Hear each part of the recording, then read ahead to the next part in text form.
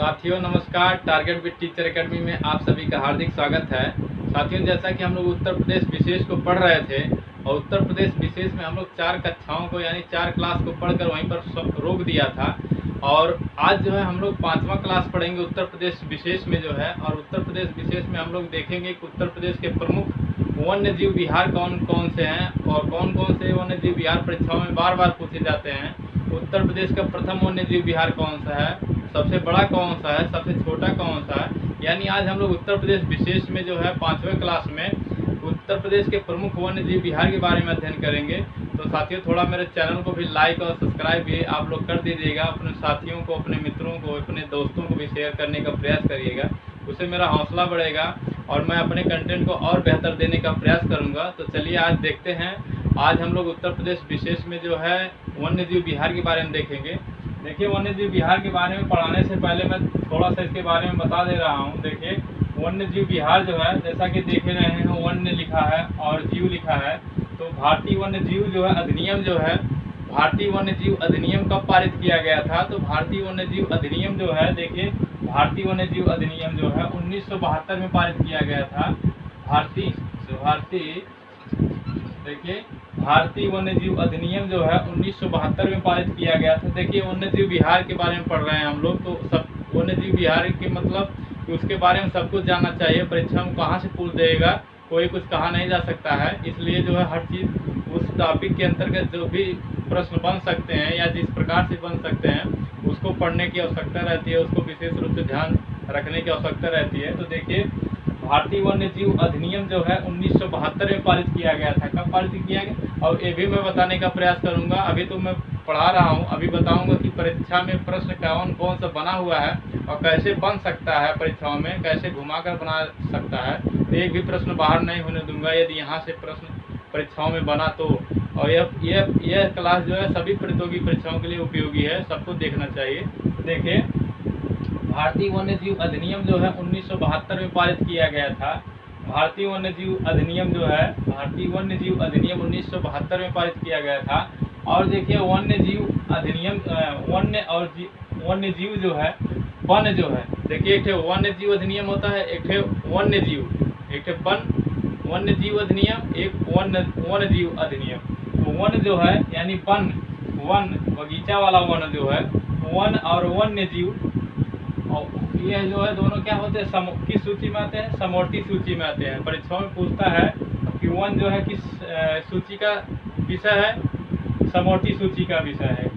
किस सूची के अंतर्गत आता है? समवर्ती सूची के अंतर्गत आता है। और वन्य जीव जो है किस सूची के अंतर्गत आता है? वन्य जीव भी समवर्ती सूची के अंतर्गत आता है। या इस प्रकार से प्रश्न बना देता है कि वन जो है और वन और वन्य जीव जो है समवर्ती सूची में कब शामिल किया गया था, किस संविधान संशोधन द्वारा शामिल किया गया था?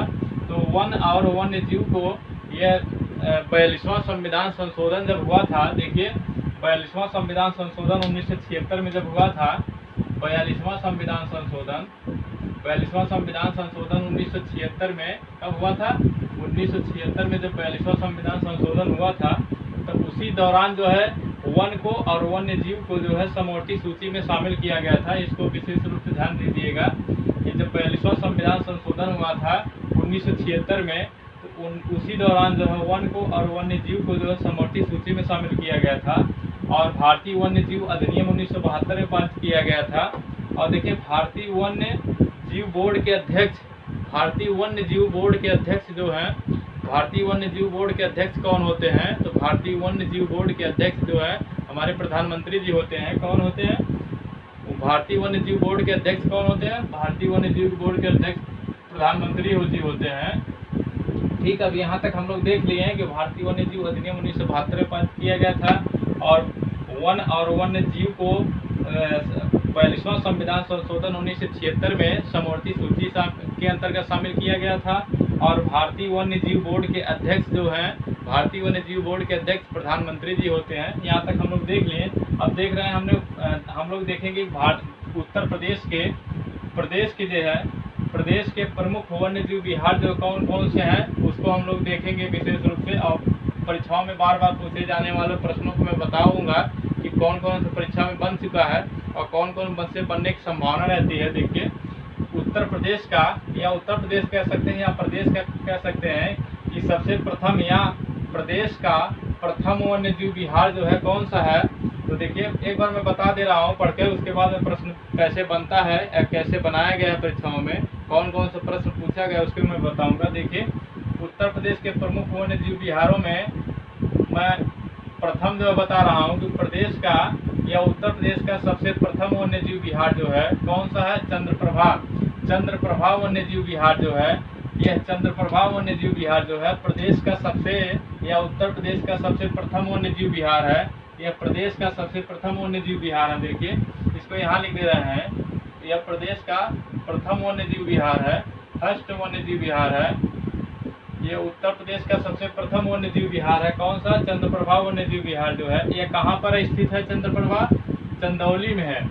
देखिए उत्तर प्रदेश का सबसे प्रथम वन्य जीव विहार जो है, प्रथम वन्य जीव विहार है चंद्रप्रभा वन्य जीव विहार। ये कहाँ पर है, चंदौली जिला में स्थित है। उसके बाद देखिए उत्तर प्रदेश का सबसे बड़ा, देखिए हस्तिनापुर वन्य जीव विहार जो है, ये दूसरा देखिए हस्तिनापुर वन्य जीव विहार जो है, यह प्रदेश का सबसे बड़ा वन्य जीव विहार है।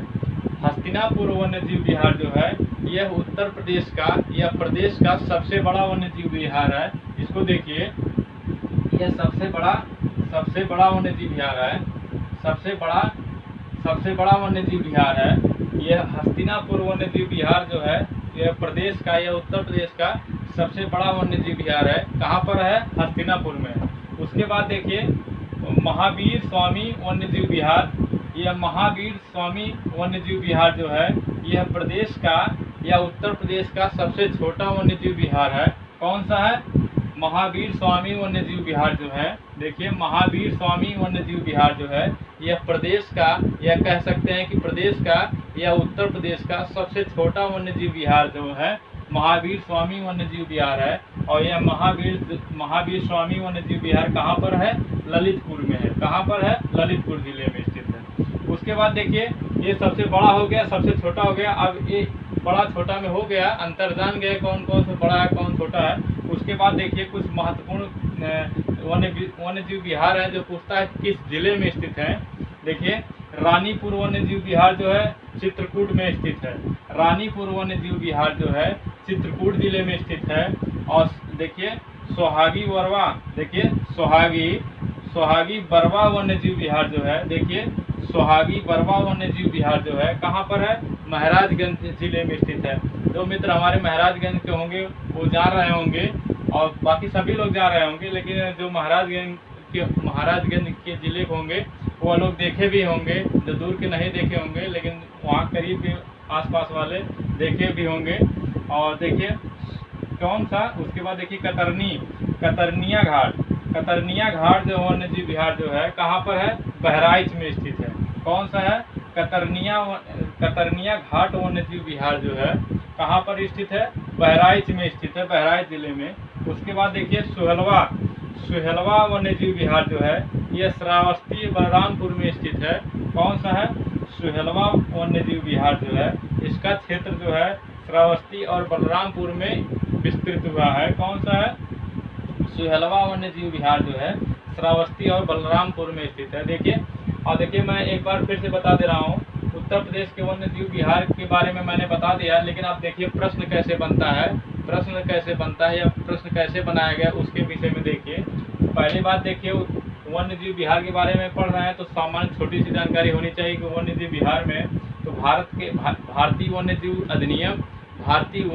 अधिनियम कब पारित किया गया था, भारतीय वन्य जीव अधिनियम 1972 में पारित किया गया था। देखिए प्रश्न कैसे बनता है उसको मैं बता रहा हूँ कि भारतीय वन्य जीव अधिनियम कब पारित किया गया था, तो भारतीय वन्य जीव अधिनियम 1972 में पारित किया गया था। वन जो है किस सूची के अंतर्गत आती है, तो वन जो है समवर्ती सूची के अंतर्गत आती है। पूर्ति है कि वन्य जीव किस सूची के अंतर्गत आती है, वन्य जीव किस सूची के अंतर्गत आती है, तो वन्य जीव जो है समवर्ती सूची के अंतर्गत आती है। या इस प्रकार से प्रश्न घुमा सकता है कि वन्य जीव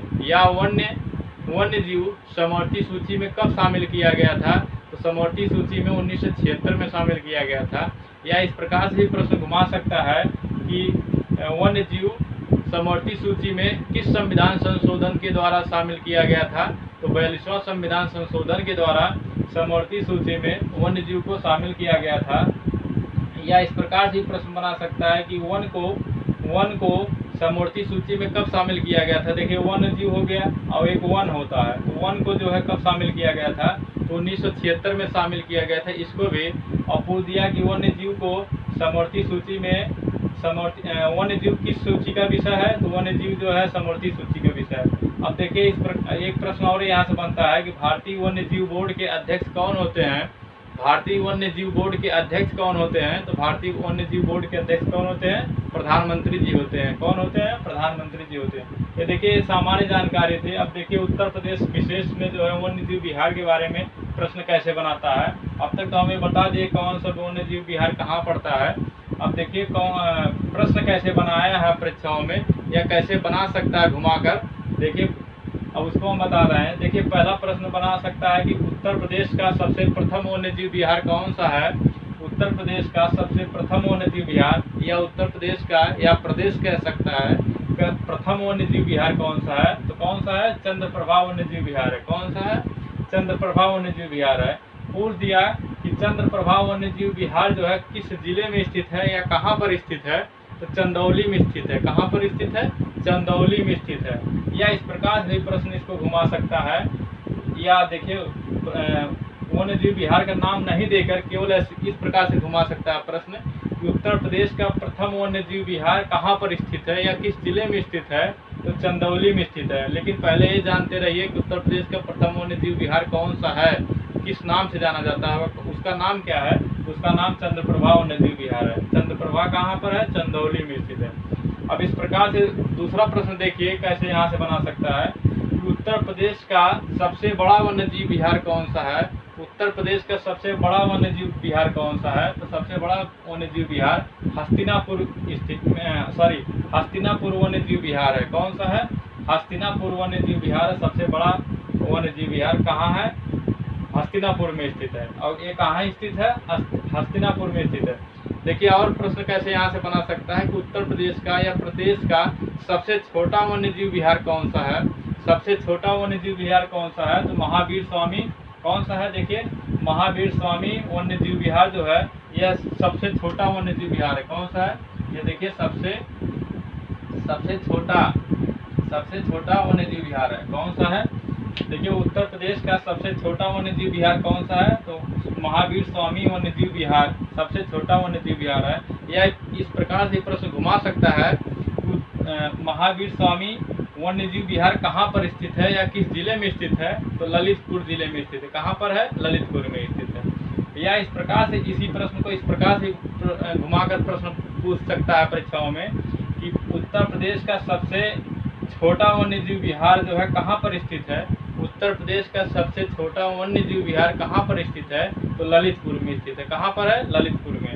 अब देखिए इसको भी और भी प्रश्न यहाँ से बनाएगा तो कैसे बनाएगा कि रानीपुर वन्य जीव विहार कहाँ पर स्थित है या रानीपुर वन्य जीव विहार किस जिले में स्थित है? तो चित्रकूट में स्थित है। चित्रकूट जिले में स्थित है। जो भी मित्र चित्रकूट के होंगे जानते रहें कि हमारे जिले में एक वन्य जीव विहार स्थित है, वो जानते रहें चित्रकूट वाले मित्र। और देखिए यहाँ से और प्रश्न बना सकता है कि सोहागी, देखिए सोहागी बरवा जो है सोहागी बरवा वन्य जीव विहार कहाँ पर स्थित है? प्रश्न बना सकता है कि सोहागी बरवा वन्य जीव विहार कहाँ पर स्थित है? तो सोहागी बरवा वन्य जीव विहार जो है यह महाराजगंज जिले में स्थित है। कहाँ पर है? महाराजगंज जिले में स्थित है। उसके बाद देखिए प्रश्न कैसे बनाएगा कि कतरनिया घाट वन्य जीव विहार कहाँ पर है? कतरनिया घाट वन्य जीव विहार किस जिले में है या कहाँ पर स्थित है? तो बहराइच में स्थित है। कहाँ पर स्थित है? बहराइच में स्थित है। या इस प्रकार से प्रश्न बना सकता है। देखिए दूसरा प्रश्न कैसे बनाएगा, सुहेलवा वन्य जीव विहार कहाँ पर है? सुहेलवा वन्य जीव विहार किस जिले में स्थित है?